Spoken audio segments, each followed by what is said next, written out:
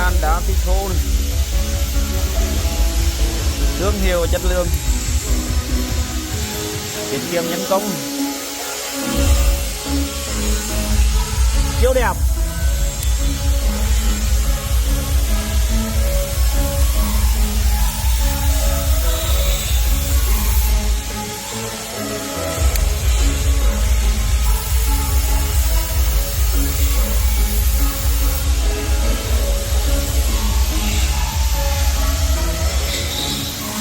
Mũi han thì khi đã đánh bóng